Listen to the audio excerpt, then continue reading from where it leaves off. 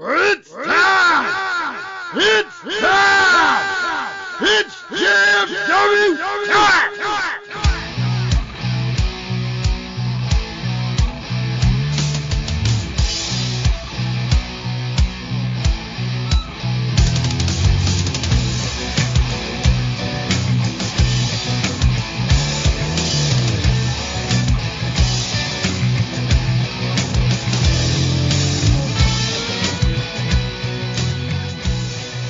Hi guys, it's that time we're going to spend in the ring with the greatest faction in podcast history. Just Freaking Wrestling, the JFW Podcast, hosted by Travis-T.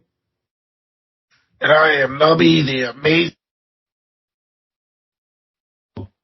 Sorry, technical difficulties. Just kidding. I was trying my Tom impression. I am I thought you were going for Chet. Close enough. Well, I probably would have had the Tom part right if I wasn't sick. So, you end up getting Chet. I am the Rocket Pro Wrestling co-general manager, the only general manager that matters, Nubby, the amazing turtle. I saw the post that Damian Saint put up. I didn't watch the video, whatever the hell was attached to it, but I did see the part where he says, like, turtles shouldn't be co-GMs. What is that about? He's just being Damian Saint, doing Saint things. Mm. I saw the video. It's just, him hit me with the game, Oh, gotcha. If you guys noticed, Pacman is not here. He's out enjoying WWE Raw, Monday Night Raw. So, hope he's having a good time. He sent us a picture of him pointing at the WrestleMania sign with his LIM championship. So, hope you're having fun, buddy. We'll see you back. Saturday, actually, you and Pacman will be joining me and Dizzle J covering WrestleMania, Hall of Fame, and all that stuff. I think we agreed we're not doing a show next Monday. Right. We're going to just do the shit on Saturday, and if any independent shit pops up, maybe we'll talk about it, but yeah, a lot of stuff ain't happening WrestleMania week or weekend, so why do a show on Monday? Exactly. So all four of us will be together, which will actually be the first time in JFW history where we're all together, not only on a podcast, but actually physically. So, we'll cover that this Saturday. We'll get that released for you guys so you can enjoy listening to it before, the kickoff of not only WrestleMania, but also, I think, Stand and Delivered was NXT calls their pay-per-view for that. And then we'll, get back together with Pacman and talk about independent wrestling the following Monday, which I believe is Rocket Pro Wrestling, match card. Yeah. Yeah. So. I believe so, yeah. Be good. Yeah. It should be, I think, it's weird because it seems like RPW put together a really great, all their cards are fantastic, but this almost seems like a season finale match card. And it's not because you guys got one more month. But, you and Damian Gray are crushing it, You might as well say Damian Gray, because I don't want to say the other. Oh, did I say Damian Gray? My bad. Yeah. Damian Saint. I heard stuff happened at IPW, so I got Gray on my mind. But we'll cover IPW. We're going to cover Mr. Bill Classic. Before we dive into any of that, though, I remind you that this episode is brought to you by CarterComics.com. It's your one-stop shop for all your comic needs, whether it be graded or raw. Carter Comics has got them all. All you got to do is go to CarterComics.com, fill your card up with all their amazing comics. At checkout, use the discount code FREAKNET, FREAKNET. You'll save 10% on your entire order. If you buy more than one comic at a time, they do have a multi-purchase discount. We'll save you an additional 10%. On top of that, your entire order will be shipped to you absolutely free. And these are discount codes, and these are discounts, which means you can use them on more than one purchase. It's over and over and over again. And not just at their homepage, but also at their eBay account. And the link to their eBay account can be found on their homepage at CarterComics.com. There is a point, usually at the beginning of the show, we will talk a little bit about the fourth mother box and some of the stuff that, they typically say or, lack thereof when it comes to Kyle. Which I guess I really gotta be careful saying that now since everything has kind of changed. But, I didn't listen to the most recent fourth mother box, but it's because we were on the most recent Fourth Mother Box. I did listen to it, even though I was on it. Yeah, it was. Go on. And then that's why I pulled the little joke with the intro. Right. Shit happened. Yeah, it's one of those things like when I know deep down Tom felt bad about it and everything, but technical difficulty shit happens all the time in podcasting. I remember interviewing a person once and we got through the entire recording and it all just went away.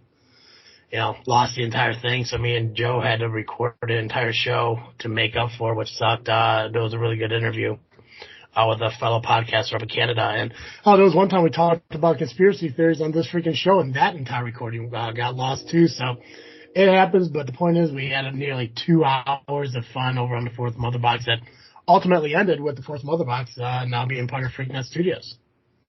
Yeah. So it's exciting times for Freaknet Studios. Obviously, starting out with just 2 podcasts and then joining up with 1 podcast, another podcast, and then ultimately getting rid of that other podcast and creating a podcast, and ultimately that podcast not working out and that one going away. And then we got the Power Hour, and now we got Fourth Mother Box, and there's rumored of another podcast coming on. Just gotta wait to get that all figured out and see what happens with that. But it was a lot of fun on the Fourth Mother Box. I think I talked way more than I should have. I felt like I kind of took over the show. I think that's just, over a decade of hosting shows, it becomes a habit at times. But it was a lot of fun to talk with Tom and Kyle. I guess repeat myself about my my lack of love for Star Wars. But it was good. Make sure you guys check out the Fourth Mother Box, now part of Freaknet Studios. Check them out. I listen to them on Spotify, Nubby, I'm guessing iTunes. Yep. You check them out on? Yep. And if you want to find them on YouTube, if you go to the Freaknet Studios YouTube channel, which I didn't know this was a thing, but apparently it is, and I love the fact that I can do it. If you go to the Freaknet Studios YouTube channel and you scroll to the bottom of our homepage, there's a featured channels list where you can find Just Freaking Wrestling or the JFW Podcast, Fourth Mother Box, and the Power Hour all listed right there for you. So subscribe to everyone, listen to everyone. It's a great time. Speaking of Power Hour, I'm on it this week, which I think is the first time in probably a year or so that I had a chance to be on it. So I guess I will podcast with Pacman this week after all. So he'll be doing the pictures. Yeah. No, but you did mention that there was something you wanted to talk about. Did you want to talk about that at the end of the show, or you want to talk about that at the beginning of the show? Yeah, it doesn't matter. It's up to you, man. It's whatever you want to do, buddy. Oh, well, I guess we could go into it now. Why not? Yeah. Well, I figured, after listening last week, I'll give someone else a chance to, go off on tangents. Yeah, I got you. I get it. If you think I'm going to go off on a tangent. I think Probably so. will. I think so. I read the comments, man, and trust me, I go off on a tangent about it too, because it wasn't creative in any way. He's not creative. No, but tell everyone the story, and you're going to have to give credit to the workhorses in a way too, unfortunately. Yeah, well, at least it was the listener to the show, so I had no problem putting him over. And he just commented too on another post, but we can go to that later. Yeah. It's fine. Hey, you know what? Once I did bump into Evans at the Mr. Bill Classic, and he did admit that he does listen to the show. Oh. Yeah, so I think now we got 2/3 of the workhorses who are fans of Just Freaking Wrestling. Yeah. I saw the time apparently. So. Yeah, I saw Judas Chavez also at the Mr. Bill Classic. He acknowledged me, so. Saw Josh Moon as well. Yeah. It's, I'll say it now. Same thing I said when I left the bar Saturday. It's, sometimes it's rough being fucking famous. I don't know what to tell you. It is, isn't it? People have to acknowledge you and say hi. At least they're respectful enough to say hi from afar instead of fucking weirdos like Chet, who I've told flat out never to fucking talk to me again. And of course, he has to come up to me at the wrestling show and fucking talk to me again. It's like, take a hint, buddy. We're not friends. I don't want to talk with you. And then Nani with her friend who, I don't know if he was there to try to intimidate me, which it didn't work because I'm now up to, 22 members of the Travis team. I think I beat out the LIM now, which granted doesn't count because it's not Rocket Pro, but hey, whatever. Live your best life. I mean, that was the first time you met her. That's true. And you still didn't meet her. No, she never came up and actually probably introduced herself. She just said, you! And I'm like, hey, stranger. No. I did see her in the crowd. I looked out and I was like, hey, I think I know that person. I had to have seen her somewhere. And she kept staring up at me. I'm like, oh, God, crazy fan. Yeah. But anyways, we're not here to talk about me. We're here to talk about you. There was a post on Facebook and there were unnecessary, rude, unclever comments, and let's talk about that for a minute. Yeah, let's do that. So, ARW, that we cover them, and they posted a match that it will be Wade Evans versus JPH. Now, I saw the post, and I made a comment on it because this is what I do sometimes. It's just something I like doing, and I go Yep. As podcasters of independent wrestling, we need to be able to voice our opinions on wrestling. That's what we do. I read your comment. I think it was solid. It was clever. So people need to understand that. Anyways, go ahead, sorry. It wasn't totally rude. I mean, no. What you said now wasn't rude. It was logical. Yeah. When you have to sit there and question, God, which bad guy do I want to hate more? It's justifiable. Right. It's justifiable. And that's what's going to happen. There's going to be two bad guys going at it one-on-one. Mm-hmm. Yeah. It doesn't always happen, but it's going to happen now. Rarely does, yeah. So I don't know who I dislike the most here. Pretty solid. Yeah. Now you've had time since you posted that. Did you narrow it down to which one yet? Not yet. It's got to be Evans, right? It's got to be Evans. I don't know, because JPH doesn't listen to the show.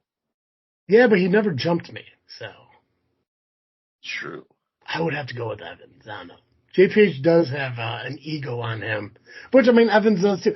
It's like really like, which jelly bean, put on what scale, and I'd have to go with Evans just because he jumped me. I mean, granted, thank God he listens to the podcast, but, he still beat me up. Still wasn't nice. How about this? Pacman, I know he'll listen to the show. So, Pacman, write this down. Remind me to tell you who I dislike the most the next time we are on podcast. Oh, thank God. I thought you were going to ask him to choose, and you don't get an either-or answer from him. He'll go into this long thing like, well, when I pinned Damian Gray, so. Anyway. So you commented that you're not sure which one you like you like the least or you don't like the most or whatever. Go ahead.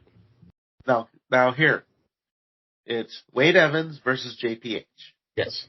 Now you would expect one or the other to comment. Mm-hmm. No, that was not the case. It was Donovan Marcellus, formerly Ruiz. Yeah, I have no idea who that is. He's a rookie. I know you talk about him, but when I clicked on his picture to look at him, it's like, I don't know who this fucking dude is. He looks like every other 17, 18-year-old kid who comes into the business. It's just like, okay, cool, here's another one. He signed a contract at that show that you were at.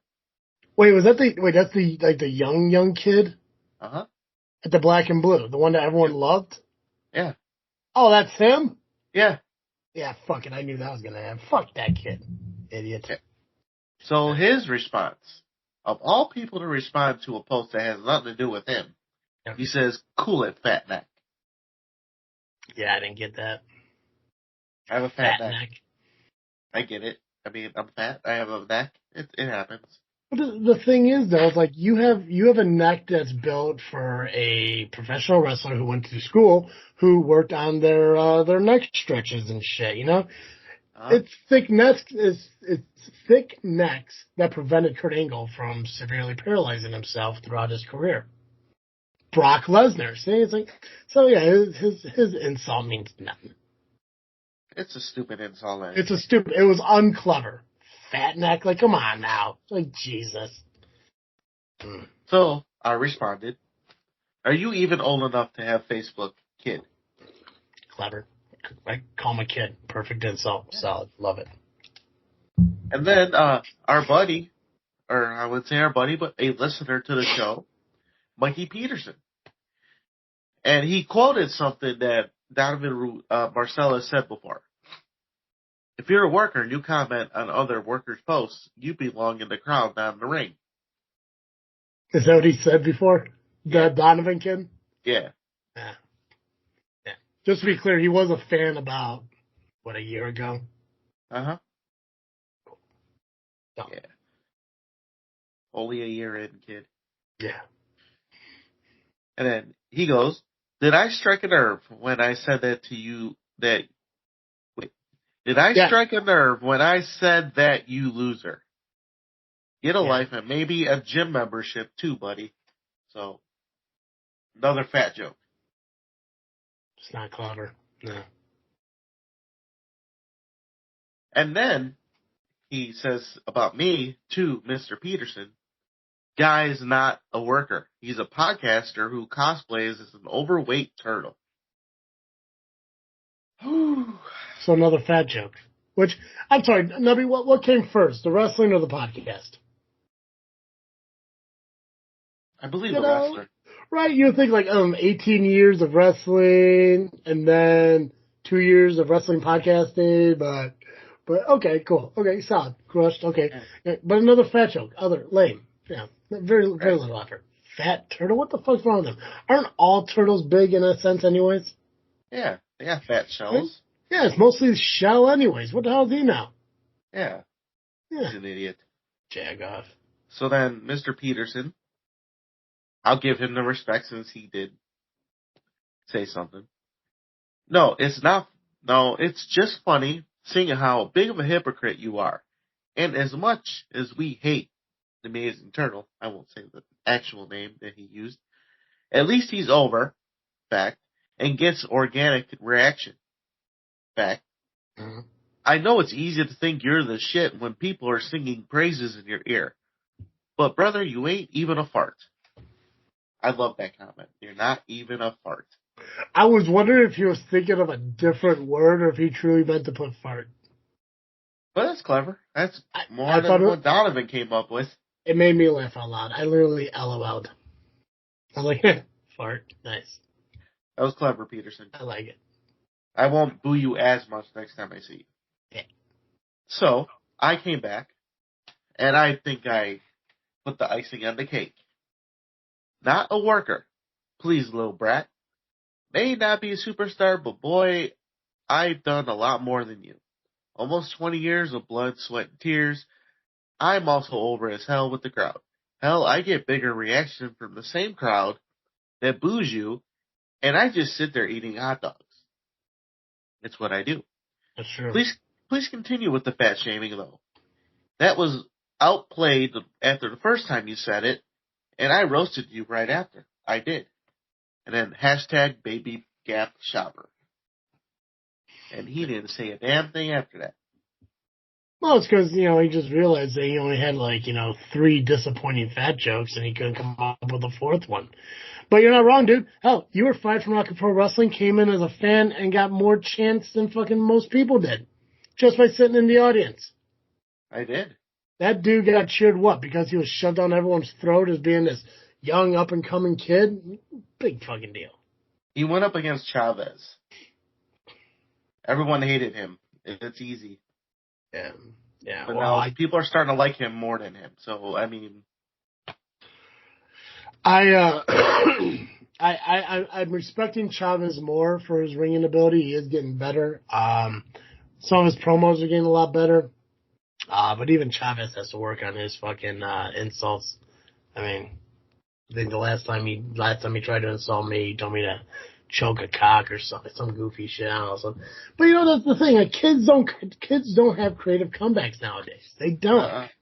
They don't, because they don't go through fucking struggles of, people trying to prove like their toughness to everyone. Like, it's a soft fucking world now, so everyone like gets together and hugs each other and shit. It's like, no, like nobody ever had to like be creative with their comebacks when somebody else came at them and shit. Fuck that kid. And it's crazy because all I have to do is walk out there and get noticed. Yep. His claim to fame after a year is kicking Greg Glover in the nuts.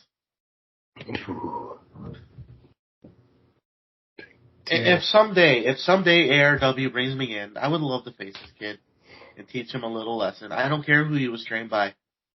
None of that matters to me. I was trained by the same kind of people. So, when you stop shopping at Baby Gap, come talk to me. Right.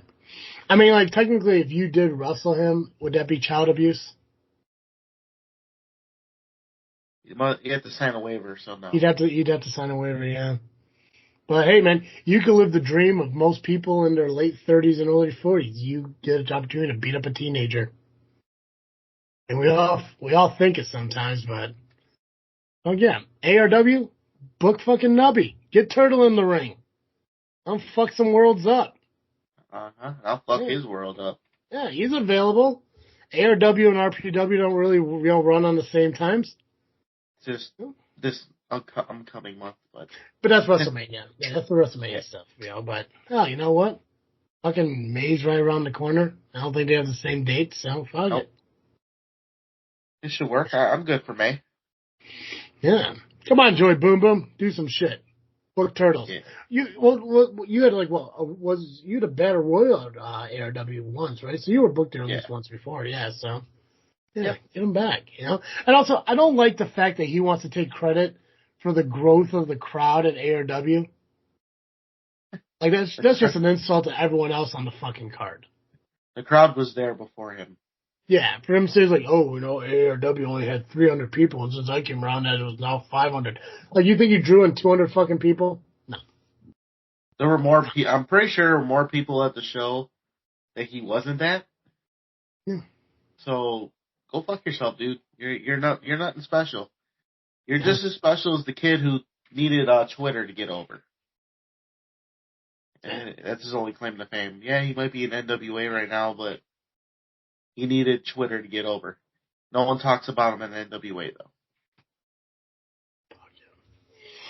Well, what he did was dumb. It was not clever, and do better. As Kyle would say from Fourth Mother Box.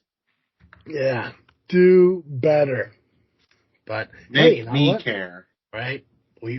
He got us talking about him, So he's in the right direction, And then just a recent one. It just happened. I commented on a post that he was in. Yeah. He'll be taking on Josh Moon, and someone posted, hope Josh shuts his loud mouth up.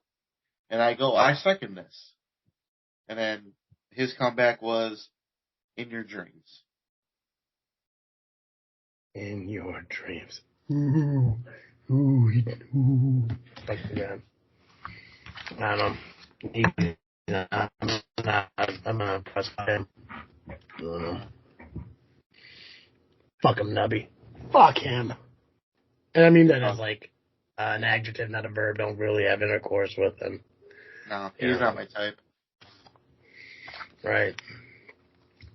Okay. Let's talk about IPW. That happened this past weekend. Ivan unfortunately did not make it.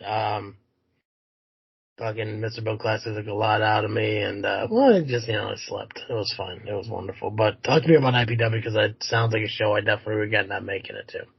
Yeah, and these notes came from JFW's own Pacman, as he was taking notes while he was there. Good job. Thanks, Pax. I just hope you didn't gabagool it. Love you, gabagool. God. Yeah. Thanks, Tony. All right, so it was IPW Champions Collision. The show started out with a 10-bell salute to Big Jack John Burke, who recently just passed away. He was big name in Pro Championship Wrestling and many other companies such as Anarchy, and I believe Fire Pro. I don't recognize the name. It's always unfortunate. Did you know him at all, or? I've met him a few times, had a conversation or two, didn't really get to know him as a person, but he seemed like a good guy, and it sounds like he touched a lot of hearts. So, much like Mr. Bill, you know, just a big name to everybody, and big, you know, nice guy. Helped a lot of people out. So, RIP to him. I'm glad IPW did that then. You know. Yeah. All right. So we had the state of the IPW address with the league champion, Damian Gray. What a snooze fest, let me tell you. Well, what did he really have to say? Like, honestly, I was not paying attention whatsoever to him. I don't think probably many people were. No. Huh? I mean, Michael Allen, the ring announcer, was about to announce the first match, and, you know, Gray just happens to go out there and crash the party with his address. I don't know. But it was immediately interrupted by Corey McHenry, who won the medallion tournament last month, and challenged him to a match. And the challenge was accepted, so they would wrestle later on in the show. Okay. So first match was the Alternative Championship, was Miles Mercer, who was the champion. He forgot the belt. I saw that note. So someone brought out an actual belt. I'm in the back, you know, working, you know, on my shit, and I hear someone needs a belt, and I'm like, what? The referee forget their belt or something? But then I found out Miles Mercer forgot the championship. Now, why didn't Pacman offer up the LIM title? That's a good question. Pacman, why didn't you offer up the LIM title? I'll have to ask him tomorrow that, because that'd be. I mean, that would have been a perfect opportunity to be like, here, borrow my 160 ounces of plastic. But then it would have to be a different kind of match. That's true. It would. Because what would it technically call it? The alternative title? Yeah. Yeah. So, Miles took on Rob Stardom and got the win, I believe, is what we have here. Well, let's see. So Miles Mercer allegedly pulled the bald Rob Stardom's hair. Extremely back and forth match. Best match I've seen at IPW. Miles retains the alternative title. Yeah. Wait. I have to say it exactly how he put it. Yeah. Miles retains the alternative to the alternative championship. I love how, like, first off, like this, I appreciate that Pacman got us these notes. And as I appreciate anyone who gets us notes from anywhere, I appreciate it. But this dude's more detailed in his notes he sent to us than he is when he actually talks about the match when he covers it here with us. It's like, dude, like if you had this, it'd be perfect. But he would just be like, so Mercer put the title on the line against Rob Stardom, and Mercer picked up the win. Next we have, it's just like solid detail, but it's kind of like all over the place too. But I appreciate he got us the notes, just like I appreciate anyone else who gets us notes from anywhere else. Thank you, guys. All right, next match. Well, it was the Battle of the Shuffle.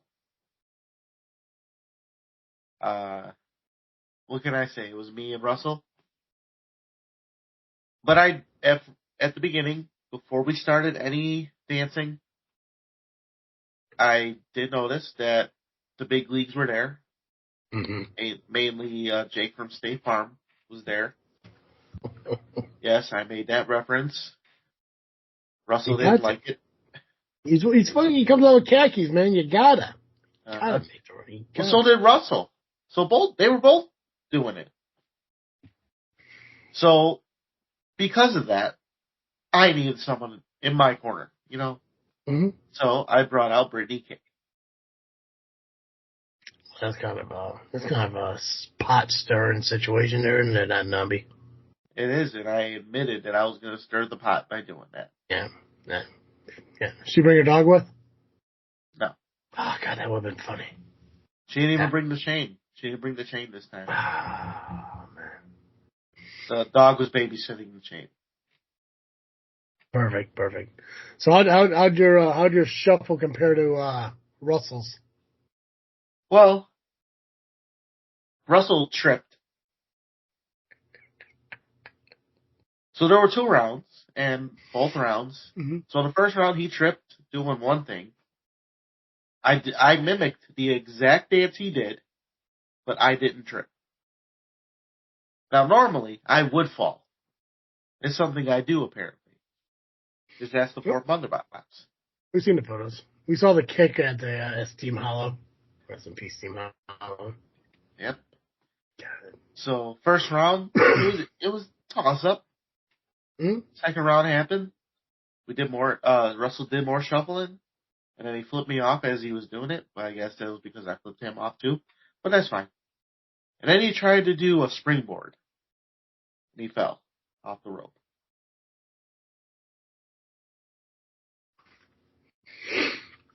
You got to find the video and share it. We got to see that. The only video I've seen so far was by somebody you don't like.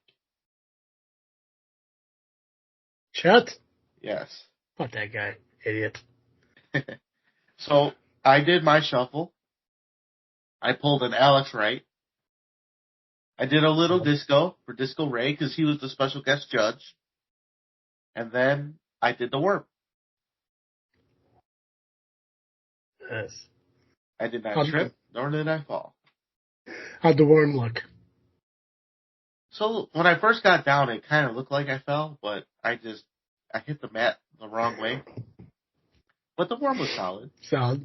Not as the best as I've ever done before, but that's because I'm a roly-poly at times. It happens.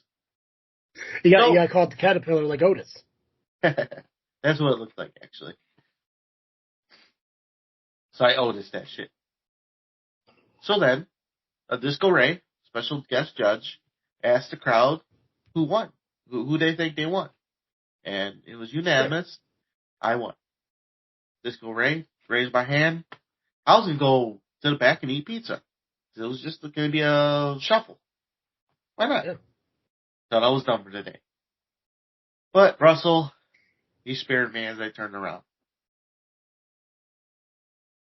It demanded a match right then and there. After he speared you?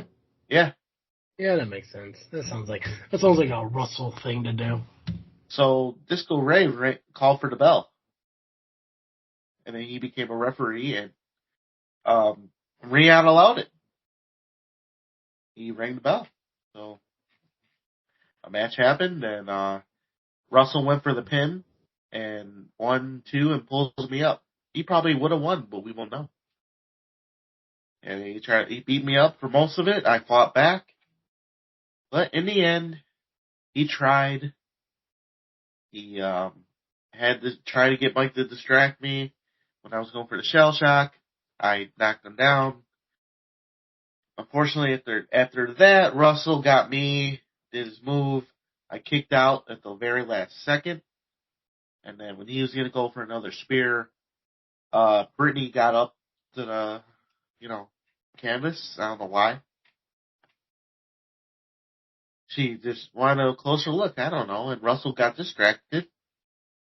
I mean, eye for an eye, I guess. I don't know. Yeah. So I saw the opportunity. I played a little possum, if you will. I let him run at me, and then I turned, and he hit his head on my shell. And then it was shell shock into the kick, and 1, 2, 3, I win. Yeah.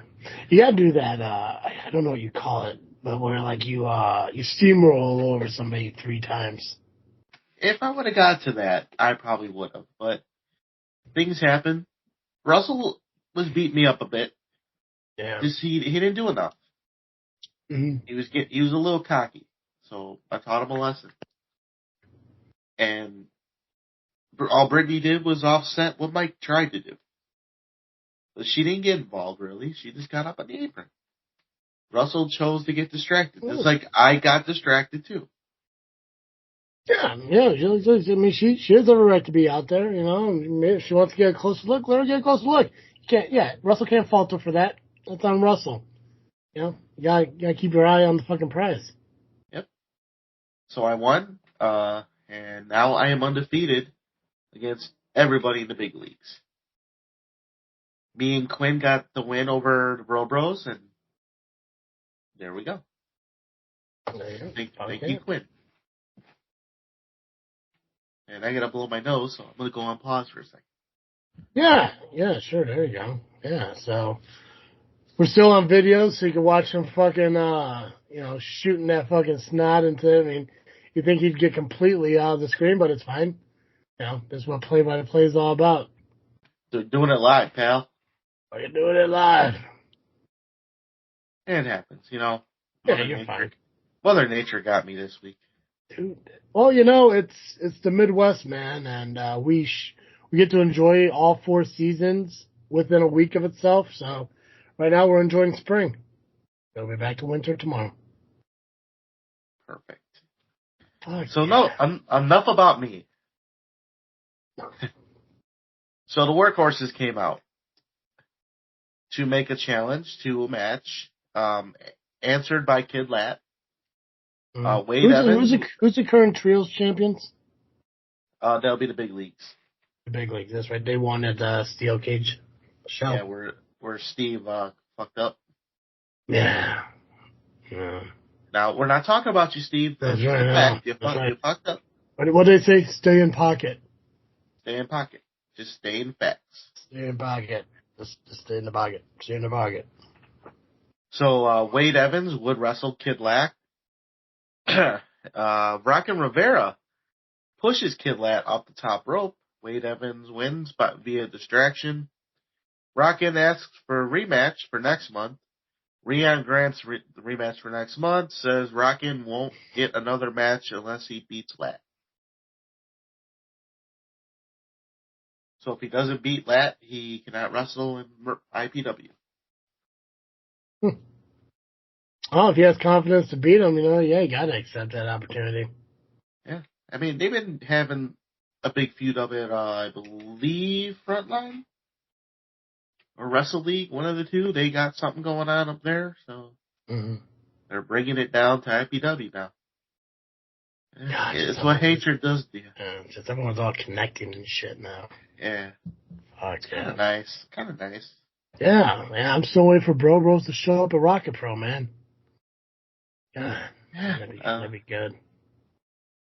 I won't give anything away, but as co-GM, the only general manager that matters, the Bro Bros are on my list for next season.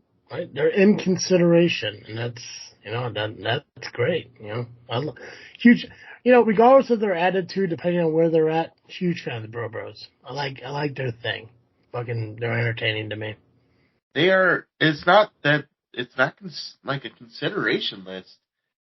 There is that kind of list, but there's a list of that I am planning on bringing in. Like, yeah, I have a pecking order, if you will, and they're there. It's gonna go up. So next season, because this GM cares. Yeah, that's right. You want to bring in new and exciting and different. Fucking stuff. I like to mix it up. You got to mix it up. And I get that people love seeing like the same guys that like a Christian Rose or a Brooks Berna, the guy holding the briefcase, Gunner Brave,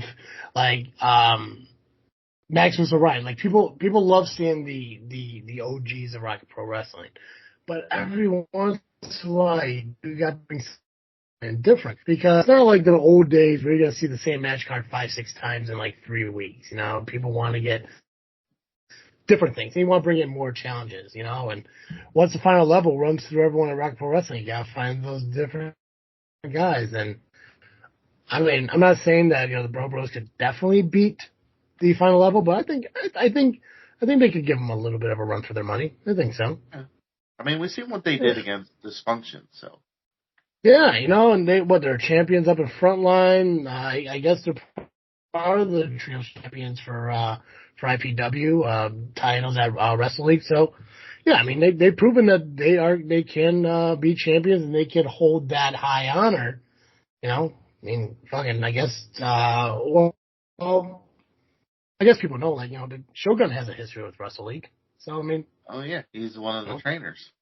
Yes, to have, some of his trainees prove what they're capable of against him. I mean, fuck yeah. I mean, we've seen that plenty of times, so. Mm-hmm, yeah. And like I said, I want to build that tag division. And that's my goal. Yeah. Bros are going to be part of that goal. That's one of the 2 things that I want to see flourish in every company, tag wrestling and women's wrestling. There needs to be more women's wrestling out there and run, in the Midwest. It's outside of CSW, Dreamwave, and a few times at SCW. I mean, there needs to be more. I would love for ARW to get their women's division back going. I'd love to see more at IPW. I would love for Rocket Pro to keep an open mind on doing it and shit. And I get it. They want to Saudi Arabia that shit and cloak their fucking, women in, fucking full neck to leg gear, but whatever. Yeah. Whatever. But sure, you love seeing Khalees on the ring. I mean, fucking eggs. Imagine fucking throwing someone around the ring. Yeah. All right. Anyways. So we had a 4-corner scramble. Right. I love when you guys do that. I love how I say something that's clever, and instead of being like, I agree with it, you just throw it out. All right, let's move on. What's your rush, bro? We got time. I don't know. All right. I agree. That's the name of the show.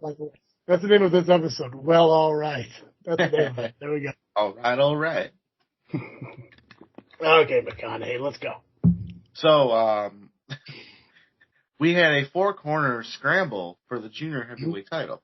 Nick Diamond defended his junior heavyweight title against competitors he did not know were going to be in the match. Yeah, so they didn't announce it until they came out? Right. Perfect. God, how will that work out? So the participants were TP3, Kenny Nye, who's not related to Johnny Nye, Motivation Mike, and Muggsy James, who I am sporting the shirt of. Muggsy James. Solid. Nice. Is that available at WrestleTees.com? I don't know. Muggsy, let us know we can buy your shit. I bought it off of him, physically. So. Gotcha. Good. Which is the best way to do it, The money goes directly to them. I know a lot of those websites, like when you buy something, that portion goes to the guy, like 80% goes to the company, which I get, they do the shipping and all that and blah, blah, blah, blah, blah and everything. But to buy it right from the guy, fucking solid. Which show? At IPW. Solid. I bought it from him yesterday. Solid. Let me see it one more time. Fucking solid, dude. Fucking look at that guy. God, so angry. Perfect. And it was his birthday yesterday, too, so we had cupcakes. Oh! Happy 24th birthday, or however the fuck old you are. I know you're a kid. We had cupcakes via the Sweet Treat Goddess. I could have gone for a cupcake. There were plenty. God, okay. Anyways, okay, so Muggsy was in the 4 corner along with non-Johnny Nye and DP3. And Motivation Mike. Wait, is that 5 people? Yep. Okay. Crush it. Okay. Nick Diamond ended up retaining, and Chet was in shambles. Well, fucking Chet should realize you can't outshine the Diamond, I've heard that time or two. If he would just stop saying that Nick Diamond's opponent is going to win and say it the other way, maybe he'll lose. Maybe. I mean, he did say James Creed was going to get his title back, and that didn't happen. Yeah. He says Nick Diamond sucks, and yet Nick Diamond is a champion not only in IPW but also in ARW. So he wrestles at Rocket Pro, so dude gets around. So clearly they want to book him for a reason. So I'm sorry your feelings get hurt that he keeps winning, but it's just as LA Knight says, it's just a fact of life. Yeah. Yeah. All right. So next, we had Damian Gray taking on Corey McHenry, with Jay Thunder as the special guest referee. Now, why was it? Why was Jay Thunder involved at all? So, it turns out IPW is having a little issue keeping referees like mainstay referees. So they have to use the wrestlers. Okay. Well, most of the referees are becoming wrestlers. Yeah. So, okay, gotcha. The match went to a double countout, however, after Gray left with the title and Corey went to go after him. Then we had Quinn Whittick taking on Christian Van Colt.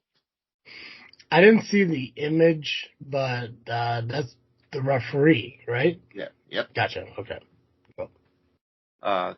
Christian did beat Quinn. That's fucking huge. It is. Then after the match, Quinn tells Christian to stay in the ring. Quinn comes back with beer and acknowledges that they are brothers. Acknowledge. And says that I am Mom's best looking kid, but today you are the best wrestler. Which is awesome. It's like because when you look at like Quinn Whittick, like frontline Quinn Whittick, former champion, Rocket Pro Quinn Whittick, former champion, he has that ego to him, which he deserved it. He earns that ego. He's IPW, you kind of get a different Quinn. I mean, when you look at the things he did for Kid Lat. He had that match with Kid Lat, not Quinn Lat, fucking name. Solid tag team name, though. Kid Lat, I think he was Kid Lat's first match at IPW, too. Yep. Well, I guess he wasn't his brother's first match because his brother was in the tournament last week, but, Quinn's a good fucking dude, regardless of, his frustrations at Rocket Pro because, his title's being held by somebody else. But, I mean, I think that's pretty cool that he acknowledged him, and they shared a beer in the ring, and that's awesome. So congratulations to Christian for picking up a solid win against, a former champion and, I guess your brother, so. Yep. I wouldn't say Quinn's the better looking kid, though. I don't know. That's awesome. Yeah, Yeah. Yeah.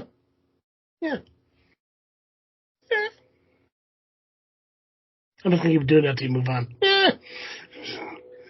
All right. All right. We'll just have to ask their mom next time. I would. But the thing is, like, if I have a conversation with their mother will also think I'm an amazing person. Like Pacman's mom, who now, likes to check on me and make sure I'm eating right and I'm doing good. So, hey, Pacman's mom, hope everything's going well. All right, again. All right. So we had the second city title. Does the 2 out of 3 fall? 2 out of 3 falls. The champion, the Angel of Steel, took on Joey Dalton, who was kind of a mix of Sting and the Ultimate Warrior. He had the face paint. Who did? Dalton? Joey Dalton, yeah. I don't know if I've ever seen him have paint or anything before. I don't think I ever had. This was a special occasion. Good for him. Renee Van Peebles was the ref for the first fall. You ever see a ref wear pink? No, but you know what? They should more. Referee shirt and pink pants. If we ever get our own wrestling company started up, the weekend of Mother's Day, if we put a show on, our referees will wear pink stripes. I like that idea. Yeah. And also maybe during Breast Cancer Awareness Month. I think so, too. Yeah. Maybe Valentine's Day as well. Yeah. It'll be a lot of pink. Yeah. I think we'll do a lot of pink. Yeah. Solid. Yeah. Actually, you know what? I think we'll do straight, like solid pink shirts because I also think I want my referees to be wearing the, like, WCW, like, blue shirts, not the, stripes. I think stripes are too much. Ooh, maybe just solid black polos. Yeah. What did Elite Pro use? What did you guys wear? So, in the beginning of Elite Pro, they had the white polos. Okay, yeah. Then we switched to the black polos with the E on it. Yeah, I like polos. I like the polo ideas. I mean, obviously, the referee shirts got collars on it, but I think the zebra stripes are a little too overused. I mean, granted, it's traditional sometimes and everything. I think we go polos. I think we do polos at our JFW company. I think polos. I still have mine. Do you? My black polo. I think it's hanging up somewhere. You should wear that one day. I will. Fuck yeah. I wore it,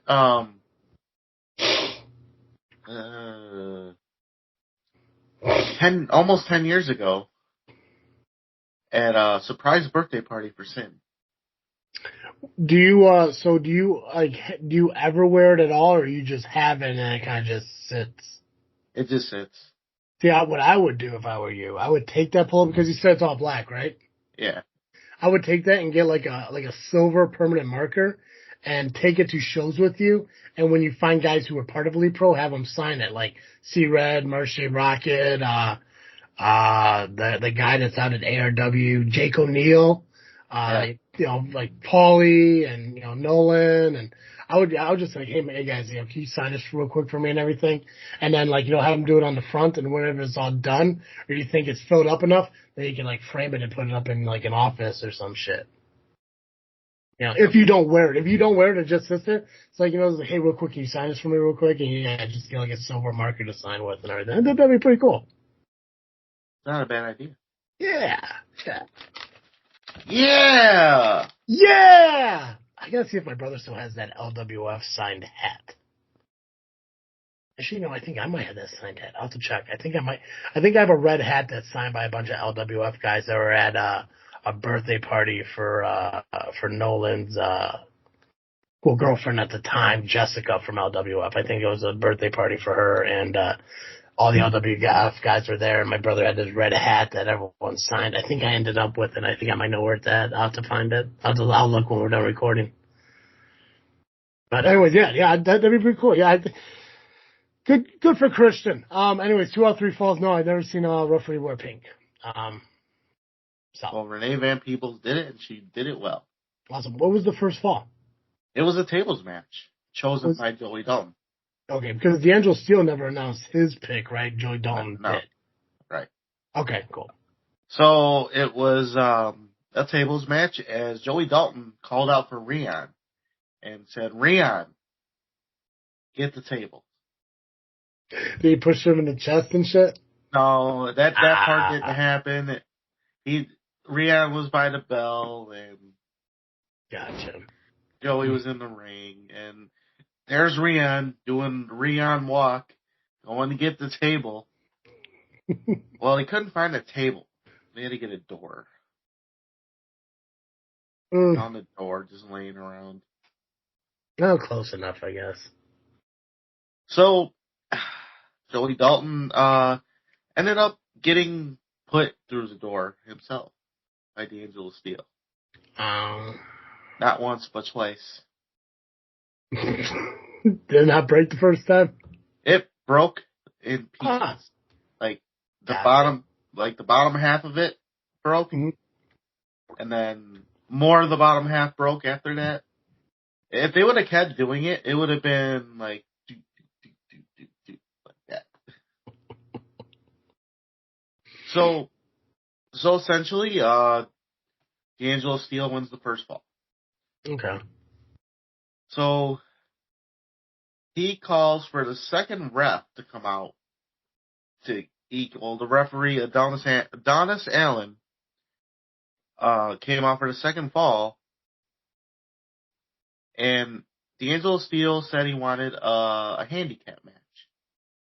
So he would have a partner, right? Okay. Now, earlier we were wondering why Rachel wasn't out there with him. Well, we found out that Rachel was the tag team partner. The championship belt. Yes. Oh, Pacman's post makes so much more sense now. And it does because, hey, I rhymed. How about that? After Joey Dalton took out Steele, knocked him out of the ring, Dalton ceding the belt, just laying there, body slammed it, body slammed her, Rachel, and then gave Rachel a leg drop, pinned her, and hooked the leg, like literally, like so.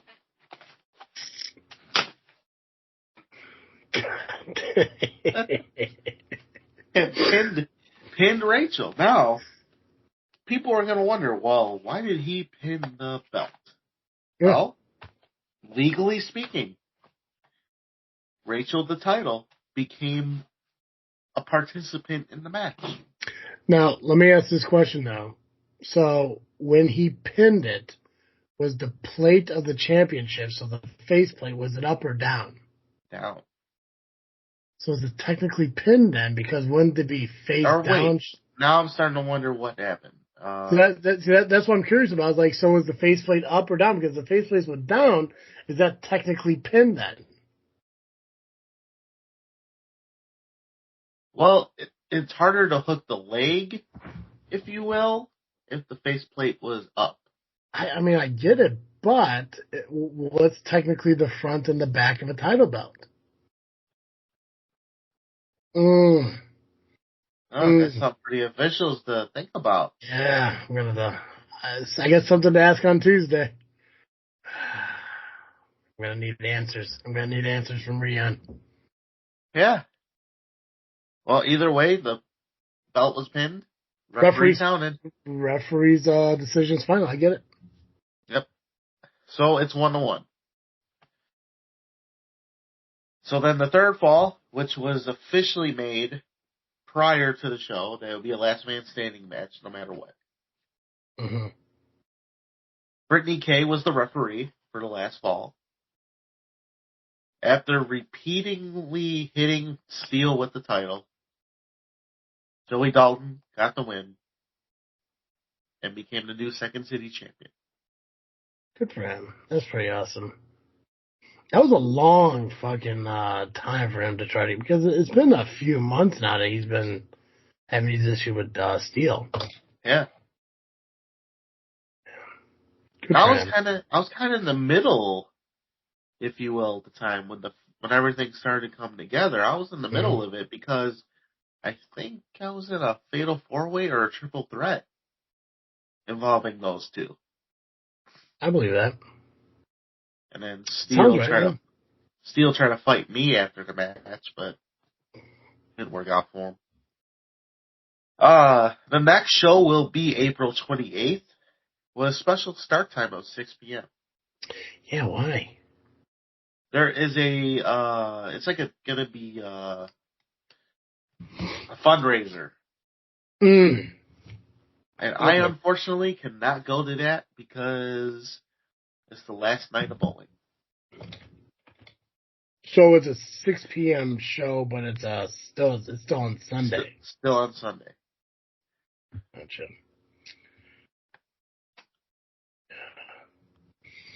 Awesome. Well, that's cool.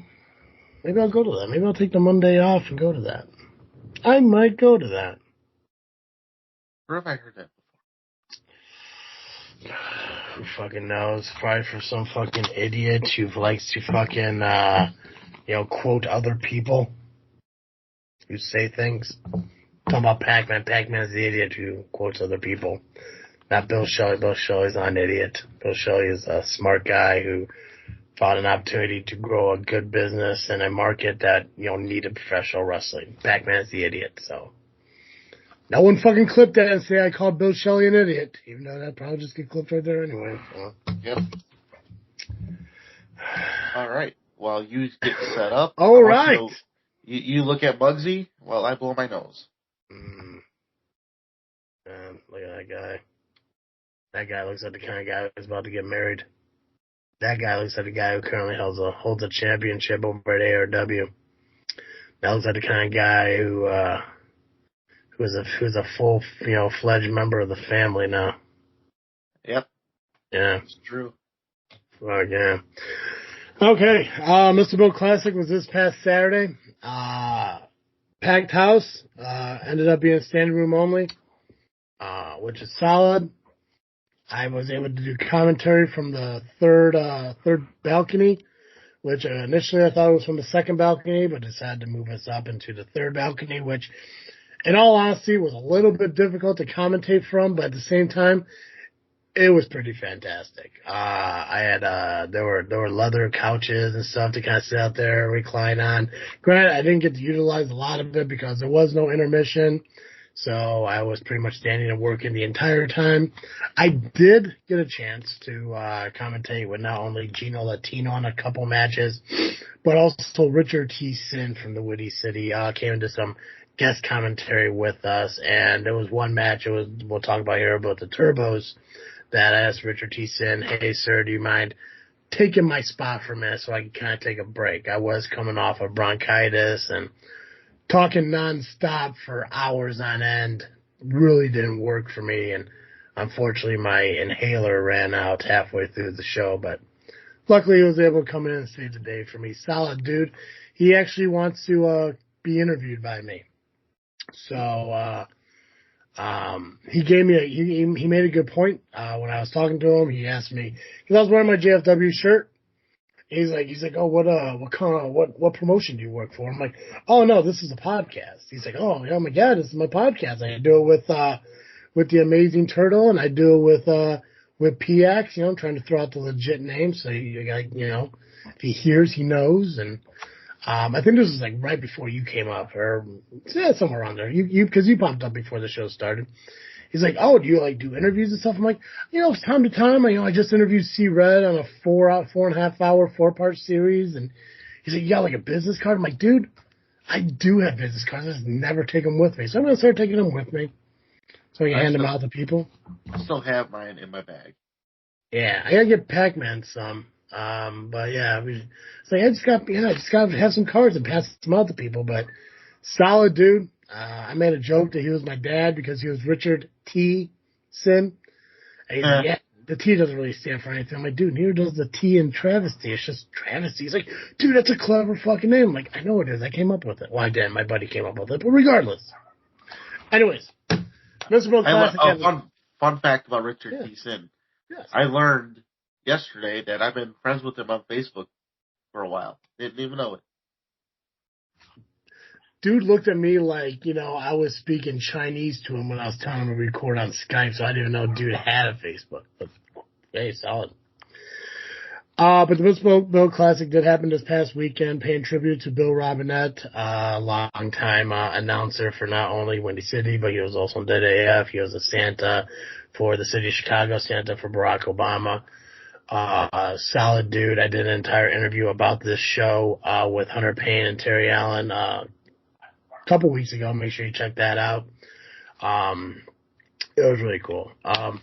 So I do got the match cards. The only thing I do not have is because it was the Mr. Bill Classic, I gave up my my booking for the most part. I did set title match just because why not throw a fucking curveball at Freiburg from time to time. But CSW wanted to honor or wanted to get some of their up-and-comers on the card, so they made a tag team match.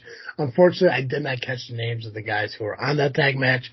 You'll have to check them out when they get released on the... I do. Okay, awesome. Can you tell me who they were? So you had Sam Eli teaming up with KJ Carter. Okay. With, I think they manager, faced each other on that. Anyways, go on. Sorry. No, I don't think so. No, that was Sheik and KJ Carter. No, I think there was I'm thinking of Lizard Man and maybe KJ Carter, or Sammy Light. I don't know, whatever. Anyways, go ahead. I'm sorry. So it was those two with Big Business Levi in their corner, idiot, taking on the Valor Brothers. Okay.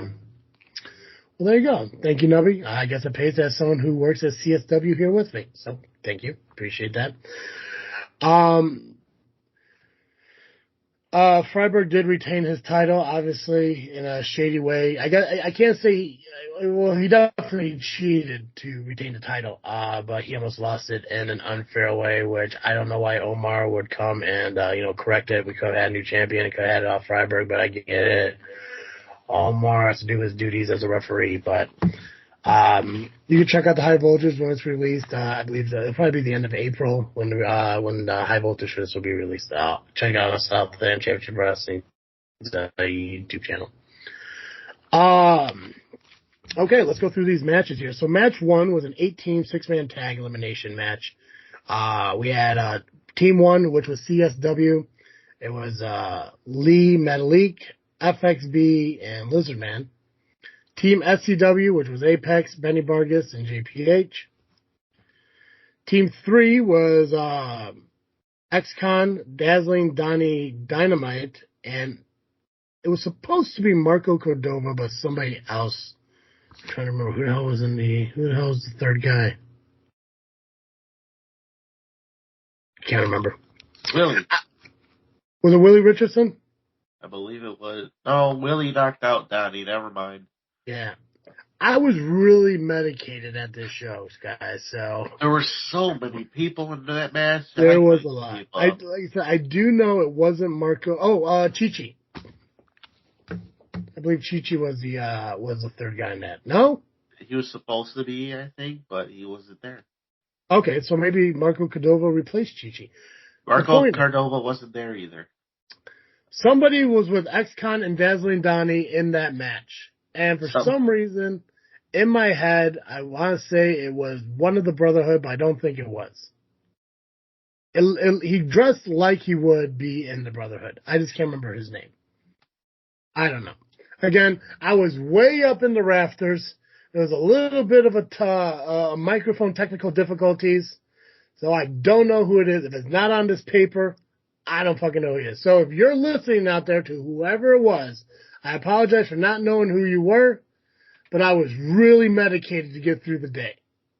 And I was also on a third balcony, and it's also not on this sheet. So, X-Con and Dazzling Donnie teamed with somebody in this match. Chi-Town Syndicate was the fourth team with Chi-Town T, Hammer, and Willie the Bomb Richardson. So there we go. Willie was on Chi-Town. Team 5 was the Warlocks with Eric the Warlock, Curse, and Marco Rossi. Or Rosie. Yep. I think it's Rossi. Is it Rossi? Okay. Team 6 was Mike Anthony, Damian Dunn, Chris Miller, being brought to the ring by Sandra D. Fucking best part of the show right there, Sandra fucking D. I'll tell you that much right now. She was the first person to give me a little bit of shit when I first got to the arena. And like, oh, you gotta go get your badge from Terry Allen. And I was like, okay, well, take me to his office. And lo and behold, he actually had a fucking office. I was just making a joke, but yeah, he had a fucking office. And Johnny Chaos was taking me there, and he stopped halfway through like a fucking idiot. It's like, dude, this is why you don't get booked for matches. Finish the job. Get me to where I need to be. So I'm trying to scooch through people. I'm like, excuse me, don't mean to bump into anybody. And she's like, sure you don't. I look over, I'm like, oh my God, Sandra D. What? Fucking A. I'm not going to say I'm her only fan, but I'm a fan. Let's see here. We got Killer Kalsa Singh, Frank the Tank Melson, and the Polish Crippler. Was Team 7, and then Team 8 was the Brotherhood, which consists of Ivan Manson, Snake Manson, and Scott Spade. Chi-Town Syndicate eliminated POW. Team POW, the Warlocks eliminated Team SCW. Warlocks also eliminated Team CSW. who else? Somebody eliminated the Chi-Town Syndicate. They got eliminated. And then two teams got counted out. Two teams got counted out. It was, it was a team of Chris Miller's team and somebody else. Yeah, it was Miller's team, and then it was the where was it? The Tulsa, the Singh Melson Crippler team. They fought to the back and were counted out. Now Hammer's team was pinned and eliminated, but Hammer stuck around. I didn't understand it. I didn't get it, but facts, it was there. You'll see it in the video. Don't get it. But he ended up helping the Brotherhood pick up a victory in the matchup, joining the Brotherhood that night, or being part of it. Maybe he was a member already, but somehow the Brotherhood fucking grew throughout the night. I don't understand it, but it happened. They've always been a giant group. Yeah, but you know what? When you first walk out and there's like 6 of you in like match 1, and then when you get to the Battle Royal, there's a dozen of you. It's like, I'm sorry, the Brotherhood hasn't been a thing in like nearly 2 decades. How the fuck are you adding people? I don't get it, but it happened. Were they as big as the Travis team? I don't know. We got up to 22. It's possible. Honestly, it was really possible. It happened the same fucking way. Like, hey, you want to be in the Brotherhood? Yeah. Get in line. Let's go. It's fucking nutty. Match 2 was Terry Allen versus Steve Boz. First time they've been together in a match in nearly over 2 decades. The special referee for that match was Jason Rain, their former partner of, I think it was called Team Devastation. Solid match throughout. Terry ultimately picked up the win with a quick roll-up. Pinning Boz. Periods of Damages came out for some reason to attack him. They got their ass handed to him. So, take that, Freiberg. Idiot. Match 3, one of my favorite matches was the women's 6-woman tag match. On one side, we had the original Angel, Crystal, and the better Angel, or as I refer to as Angel 2.0, taking on Drusilla, you guys know her as Erica, RVP, and Lily La Pasquetita from CSW. Special guest referee was this, is a former Windy City champion, women's champion, Sose. Solid match. They beat the shit out of each other. At one point, your buddy Miller showed up, got his ass handed to him by Pasquetita. I'm guessing because there's some CSW issues there. I think we've talked about that actually a couple times. Miller has an issue with women. Don't know what it is, but he tries to establish dominance and then gets his ass handed to him. So, yeah. Couple key spots in the night that I really enjoyed in this match. Pasquetita dove through the middle ropes, knocked over Miller. Fucking awesome. And Angel picked up the win. So Angel 2.0 picked up the win. The only Angel, the current 2-time SCW Women's Champion Angel, picked up the win for her team of the old Angel and Crystal. But you know what? Crystal, not that bad. I think she could probably still go a little bit. She still does. She still does occasionally. Does she? Okay, cool. Yeah. Everyone did. I think everyone did what they needed to in there. You know, you got some of the people who fucking crushed it, like Angel 2.0, Lily Pasquetita. I would love to see them face each other in SCW one day. I think that'd be a solid match. I think this match gave Pasquetita a great opportunity to get shown in a new market. As well, you know what? To stick her in a match with legends like that and the women who are currently running this Midwest division, like RVP and Angel, fucking fantastic.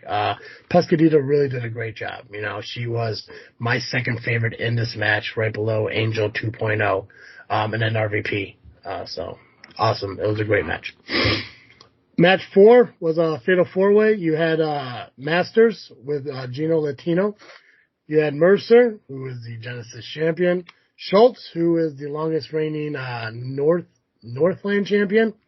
And VJ Price, who has a shit ton of money that he won last month. Time limit draw. Nobody won, but a hell of a match.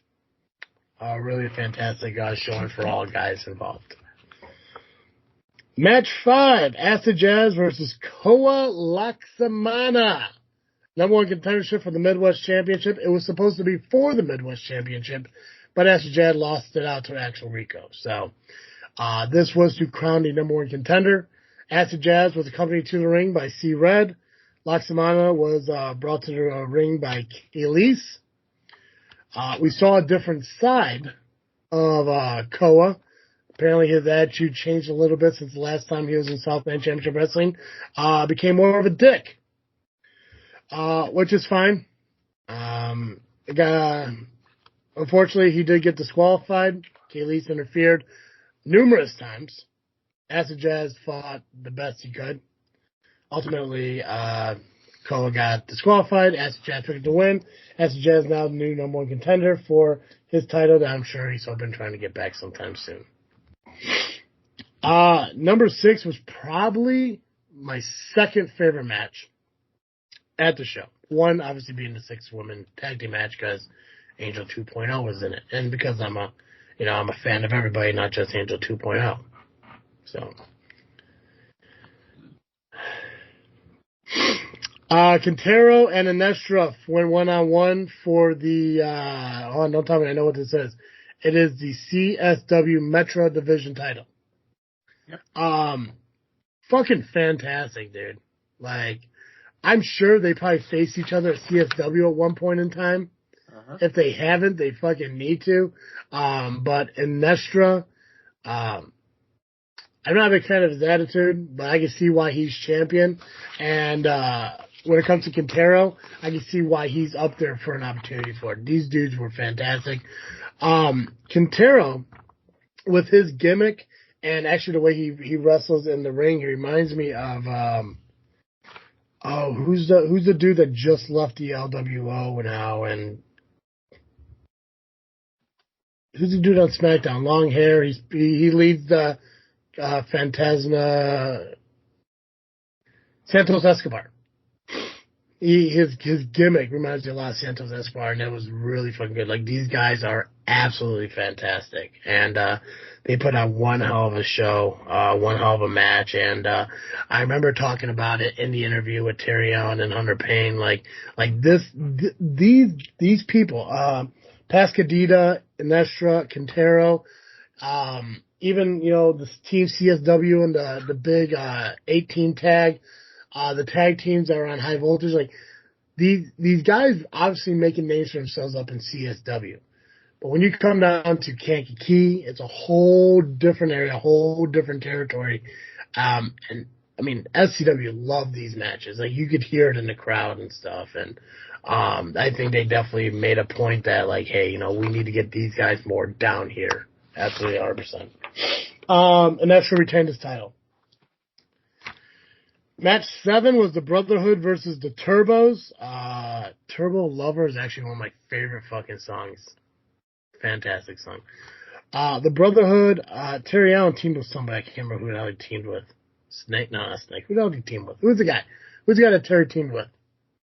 Good question. I don't remember. He's the one that retired at the end of the night. He officially retired. I just can't remember which Manson he was. Oh, Ripper? Ripper, thank you, yeah. I kept wanting to say Psycho, but Psycho was the one that was outside the ring, so yeah, Ripper. So Terry and Ripper formed, they were the Brotherhood guys, so Terry joined the Brotherhood, by match 7. Took on the Turbos. Terry, and the Brotherhood picked up the victory over the Turbos, but it was a solid match overall. Oh, I forgot to mention, Acid Jazz brought out the old Windy City Light Heavyweight Championship. I believe the Turbos had the Windy City Tag Championships. I'm not quite sure. They weren't. What were they? They were the WWZ Tag Team Champions. Oh, okay. Not bad. And then Ripper had a title, but I wasn't quite sure what title he had. Match 8. Three-way dance, whatever you want to call it, triple threat. Mulligan, Marche Rocket, James Creed for the SCW Heavyweight Championship. At the very beginning, Mulligan's liquor went missing. For those of you who are paying attention, Creed hit it. If you really struggle to get through a match without alcohol, and you have to run down to a bar to grab a new one, that's called a problem. You should probably get fucking checked. But that's exactly what Mulligan did. Mulligan ran away. He's like, I gotta go to Flanagan's. And he did. And he came back with a beer. Solid fucking matchup. Creed did end up picking the victory up. I think Mulligan almost won, but Creed, hit the elbow drop out of nowhere. Got the pin, picked the victory. Creed and Mulligan kind of had an altercation in the middle of the ring where Terry tried to come out and, stop it. Keep in mind, Terry is the guy who's no longer president of SCW because of, Creed's champion because of that. And what does Terry get for his problems? He gets punched in the mouth. So Creed punched Terry right in the face. After Terry gave up his job for him, socked him right in the mouth. This automatically started the Battle Royal, and I did not get a sheet of paper for the Battle Royal, so I can't tell you exactly what happened or who all was in it. I know Turtle was in it. I know he came to the ring with, Tommy. With Tommy. You guys, right? Yeah. You guys eliminated fucking Freiberg, got a little retribution there. And Eric Schultz. Watch video for them. And Eric Schultz. You almost got eliminated by the Iron Mike Sampson, but you're able to hold your own and prevent the fucking elimination. I think eventually you were eliminated by DOC quite aggressively. I got scared for you, but you came out unscathed, thank God. Sampson tore through some people, started throwing people out, people getting eliminated. I saw, D'Angelo Steele, he was in the Battle Royal, so he made an appearance. I almost threw him out, but wasn't enough. So I saw that. C-Red eliminated himself because the Brotherhood came out in the very end as an entire fucking pack. He eliminated himself, ran around the ring, kissed Cheeks Manson, and then ran out. So, hey man, props to you. Bonanza was there, Benny Vargas was there, JPH was there. Basically everybody was fucking in there. The Turbos were in there together. At the end, it came down to basically the Brotherhood and Mr. Bill's son all in the ring. The Brotherhood handed him, I think it was Ripper, handed him the candlestick. They all eliminated themselves. What looked like Mr. Robinette's, I want to say his name is Tim. I believe this is, Tim, right? Okay. Yeah. Okay, for some reason I kept thinking Tom, so if I am wrong, somebody correct me, but Tim Robinette appeared to be the winner. Waldo fucking came out of nowhere, because if you're not looking for him, you're not going to find him, and no one was looking for him. So Waldo tried to eliminate Robinette. Robinette was able to avoid it, candlestick Waldo a bit, toss him out, and Mr. Bill's son won the Mr. Bill Battle Royal, picking up the victory at the very end. All in all, it was awesome. I know we got a chance to go to Flanagan's after the show, and we sat with Pacman and Gabagool, and Gabagool got to talk about how much he loved it. Pacman talked about how much he enjoyed it. I had fun, commentating it, and the venue is fantastic. I believe we're back there. I want to say May is April. I don't know. It is the plan. Is May the plan? Yeah. Yeah. Because it's supposed to be every other month from here on out. Yeah, so they'll be back in May. I'm excited. I hope the turnout is the same, because wrestling deserves to have crowds like that every single time. So if you guys missed it, the videos for it will be released over the next few weeks, available over on the Southland Championship YouTube channel. So make sure you head over there and check them out. Nubby, you want to add anything from the Mr. Bill show? Anything that I may have missed that you know about that you want to share with everyone? Or I believe you covered it all. Okay. Fun show. It was cool to see two members of my bowling team there, so that was cool. Explain to me how the locker room works. So there were essentially 3 rooms, but 2 of them were upstairs.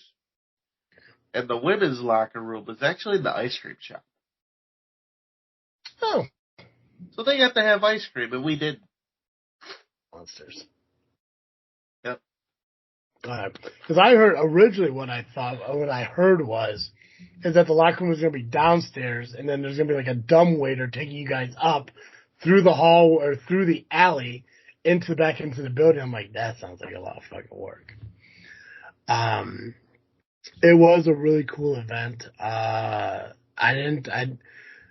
Because of dealing with bronchitis and because of the difficulty breathing and shit, I avoided going up and down the stairs as much as possible because it was just the hell to do.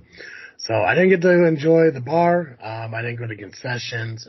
Flanagan's was nice, but I've kind of been on a non-drinking kick lately, not because I have a problem, just because I just, not interested in it.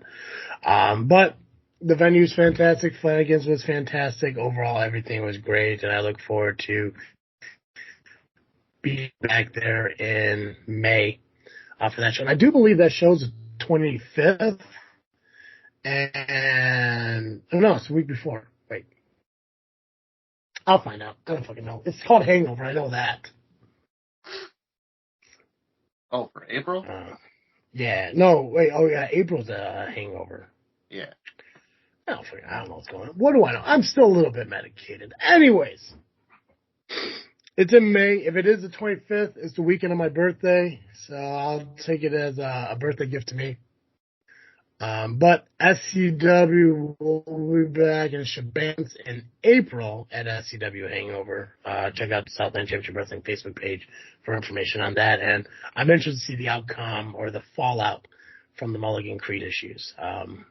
Also, the fact that Creed punched Terry Allen in the face. So, man.